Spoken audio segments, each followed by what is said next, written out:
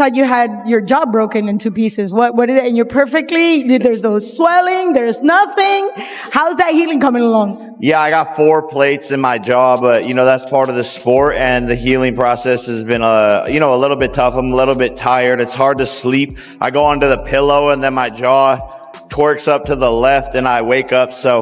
But it's all part of the sport, and it was an amazing night, and I learned a lot, gained a lot of experience, and we're moving on to more. Jake Paul has finally spoken, and this time, it feels different. For the first time since his brutal clash with Anthony Joshua, he's broken his silence after undergoing serious jaw surgery, confirming that he now has 2 metal plates permanently in his face. Suddenly, the conversation has changed. This isn't just about losing a fight anymore. It's about whether Jake Paul can ever fight the same way again. According to him, the surgery was unavoidable. The damage from the Joshua fight was real, severe, and far worse than people first realized. People have come out of place, but credit to him, he done well, but I told him what was going to happen, but it just took 6 rounds to do that. People will criticize you for going 6 rounds with Jake Paul. How do you feel about that? I deserve it.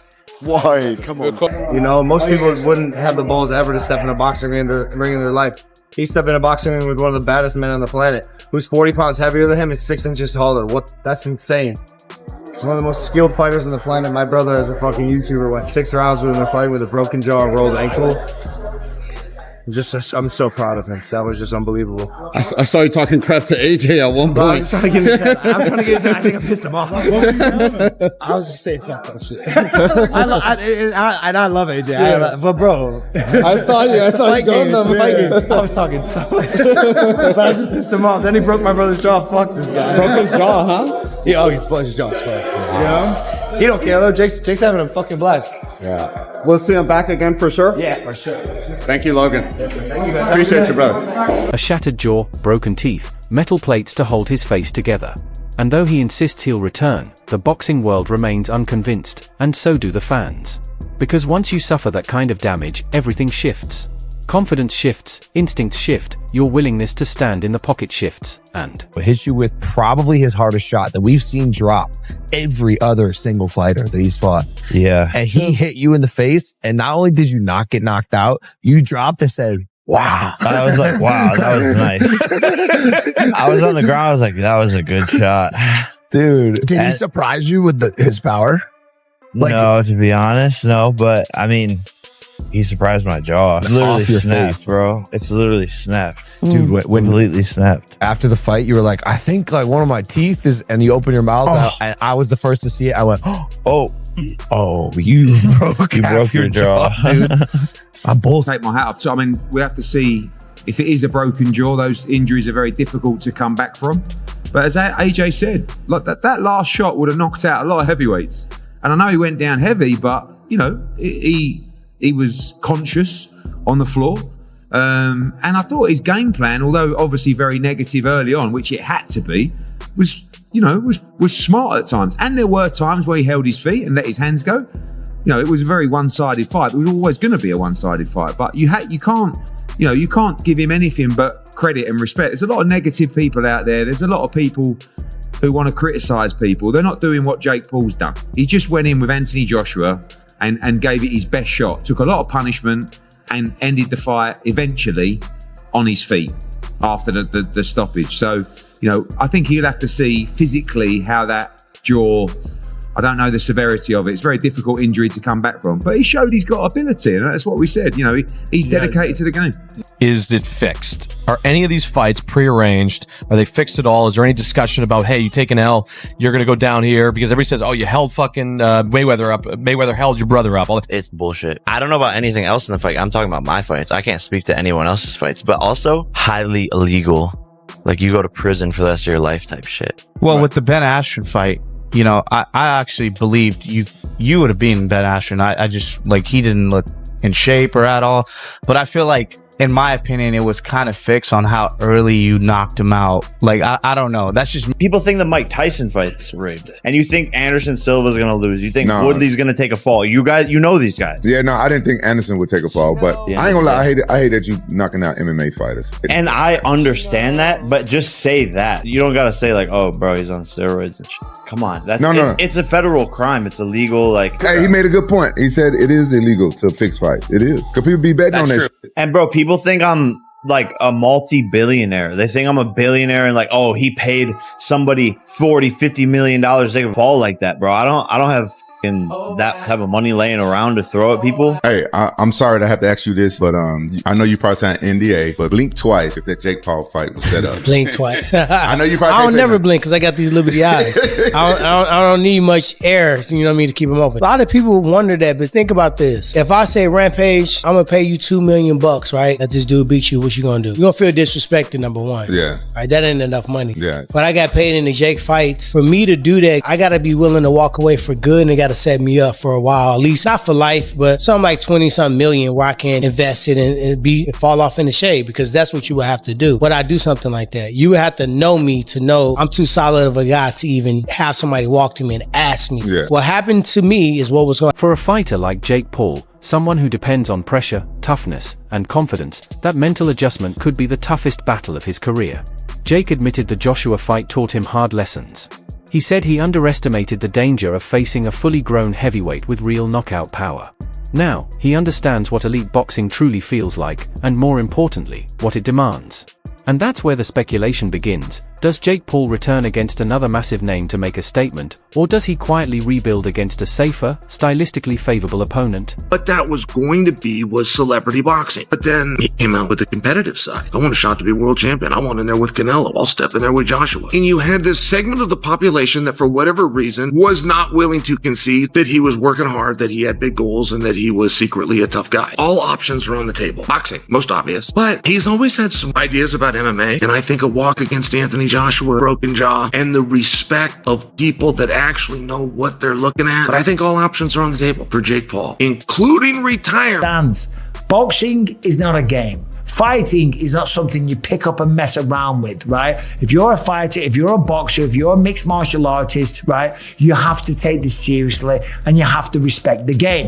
That's why when he fought Anthony Joshua, I scoffed at it. I talked a little bit of because of the lunacy. And I said, someone's going to end up dead. Someone can die. 10 to 13 boxers die per year. It is not a game. Now, of course, the man wants to make money and he wants to box people and he wants to entertain his fans and thrill audiences. And that's great. And God bless him. Fair play to him. The man is very, very successful. I've never talked about that. I've only talked about a 58-year-old Mike Tyson or fighting retired, semi-retired UFC legends and then talking about them, right? All I've ever said is box someone your own age and size. And then this thing with Anthony Joshua, I was like, this is crazy. Now let's talk about the actual fight for a second. It happened in the 6th round, and it happened in a 22-foot ring.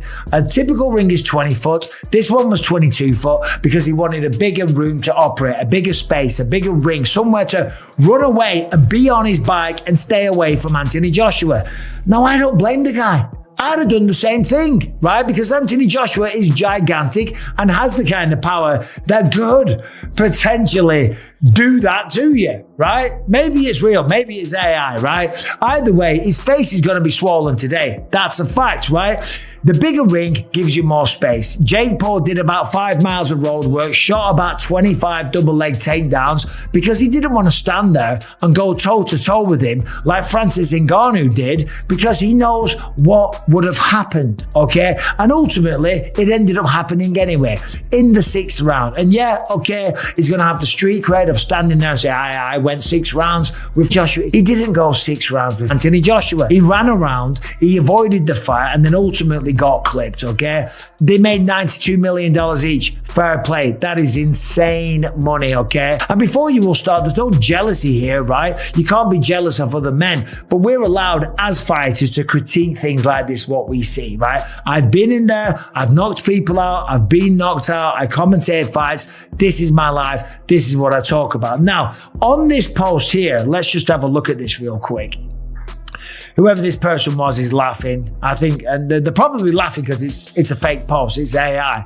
But the first person that responds is Andrew Tate, okay? 39 years old. Clearly, he got hoodwinked by the AI as well. Now, he says, why are you laughing at a man braver than you? And that is a great point, okay? And the reason that Andrew Tate said that is because he also fought on Saturday night. He stepped in the ring at Misfits in Dubai, went up against... Shot. But, you know, he never flatlined Jake. I mean, he did break his jaw in 2 places, which is a disaster, but there are a lot of heavyweights that would have been out cold from that right hand. I mean, one of them was Francis Ngannou in a pretty similar shot, really. Do you know what I mean? So I actually give Jake unbelievable credit for doing it in the first place, but his performance as well. I mean, I stand by the fact that I think he's just a decent cruiserweight, but like he did go in with Anthony Joshua, and look, the world is full of criticism and opinions and negativity. Who else is doing what he's doing at what is he, late 20s? I mean, quite phenomenal. I mean, the guy's a complete madman. I'm watching him come out to that ring walk, and he's just an incredible entertainer. And I'm sort of standing in the ring going, is he for real? And he did all right. I mean, I know people will talk about the holding, but his job was to survive, and he survived for nearly 6 complete rounds. By the way, is remarkable. You just referred to him as a decent cruiserweight, so I'm wondering, has he officially graduated? We all remember that face-to-face many moons ago. I was in the middle. You called him an average fighter, right? Yeah, he was very definitely offended. Graduated. Okay. Yeah, I did say it before in the build-up to that fight. I said I used to think he was an average fighter. Now I just think he's a decent cruiserweight. In my opinion, nowhere near world class. But how many are? I mean, you know, he's obviously got a really decent chin. Maybe not anymore, but he did have a decent chin because the shots that he stood up to and the final shot, like he was conscious. He was trying to get up. Do you know what I mean? So I said before, like he's dedicated himself to the sport. He's having serious training camps. He's got the best facilities. He's got the best training. He's got good sparring. So he's definitely improved. And, you know, it's probably a mixture of a little bit of rust from AJ, just, you know, and the fact that he was... Make no mistake, a jaw reinforced with metal plates isn't just a medical concern, it's a mental one too. One clean hit, one sudden flashback, one instinct to pull back instead of striking, and everything can fall apart. Some insiders think this will push Jake toward a smarter approach, safer matchups, lower risk, and more control. By your boy, Demetrius Johnson. I thought Jake Paul could knock out Anthony Joshua. You know, Jake Paul did land that shot that I was looking for. I was looking for Jake Paul to land that overhand right, which he did, and I thought that was going to put Anthony Joshua to sleep. You know, I thought he was going to be able to knock him out. I truly thought that, right? Obviously, when you look at Anthony Joshua's past fights, when he fought Andy Ruiz and he fought Dubois, he got knocked out by some weird stuff. Maybe it was the grind that he was in that caused him to get knocked out so easy by those overhand rights, right? Go back and watch those fights. That's what happened. That's why I went with Jake Paul to win. Now, let's talk about the fight. So, I think when it comes, the biggest thing when you look at Jake Paul when he fights, is he fighting real boxers? Is he fighting guys that, like I always said, I want to see Jake Paul fight somebody in a gym that's 8-2, that's gone through Golden Gloves, that's that's putting stuff together. When you look at his, you know, his victories, he's knocked out Tyron Woodley, he's beat Tyron Woodley. Tyron Woodley's 0-3. I would think, you know, he's beat Anderson Silva, who just knocked out Tyron Woodley. The hardest thing is, like, can we consider Jake Paul a real boxer? There's a part of me that said, what is a real boxer? Like, what's a real boxer? Right? You're looking at Brazilian Jiu-Jitsu, what's a real black belt? What's a black belt? What's not a black belt? What's a blue belt? And I think that's that thing that we're all, fucking 6'7". That's what we're all trying to grasp, right? What is reality? Is Jake Paul a legit boxer or is he not?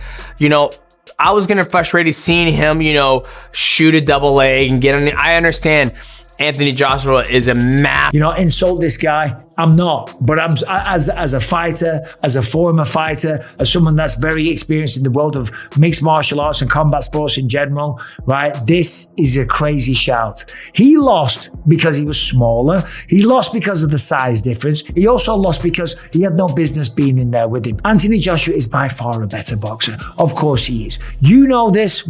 Every one of you watching this knows that. I know that. The whole world knows that. And of course, this guy's his manager, so he's going to spin it. But there is a reason why we have managers. We have managers to protect us from ourselves. To say, hold on a minute, that's crazy. Don't box Anthony Joshua. You might leave in a coffin. But this guy now afterwards is defending it still and saying he lost because he got tired. He did get tired. And there was a lot of clinching. But the clinching was from Jake Paul, from him shooting, from him actually getting double underhooks, from him doing anything he could when Anthony Joshua moved forward to stop the punches being thrown. When you're clinching, you can't throw punches. And the referee should have got in there a lot quicker as well. But for this guy to be blaming it on the size only and not the skill is insane. And whilst Jake Paul goes off to hospital and has to have surgery, and yeah, those AI images are probably bullshit and all the rest of it, right? He's sitting there counting his money. Listen, Jake Paul's made loads of money.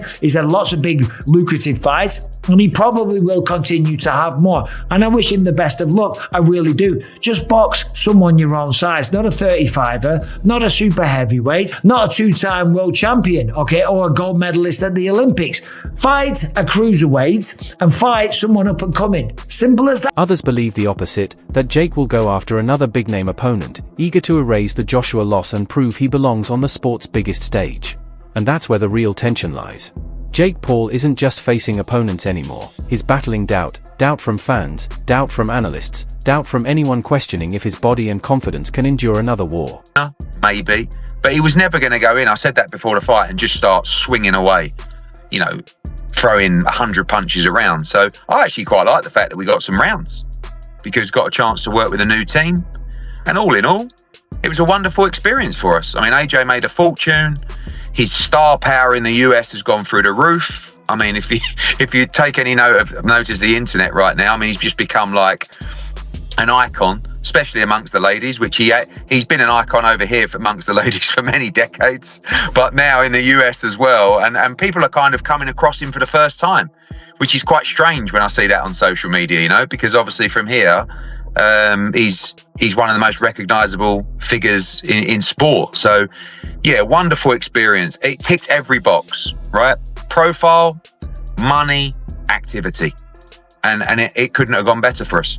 Okay, so there's a lot I actually want to ask you about what you just said, but I was just talking about that, how I've been watching AJ since the Olympics, have admired, I think I watched every single one of his pro fights. It's an honor to work his fights, and to see online Americans and American women almost stumble on him like they just found it, like he's a rookie. Who's this guy? Yeah, I know. Who's this Greek god? Who's this? Oh my, they're like infatuated with him. Does that, obviously it makes you chuckle because you've known him for so long, but does that change any sort of future plans for him? Like, hey, we need to bring him back to America. There's something there.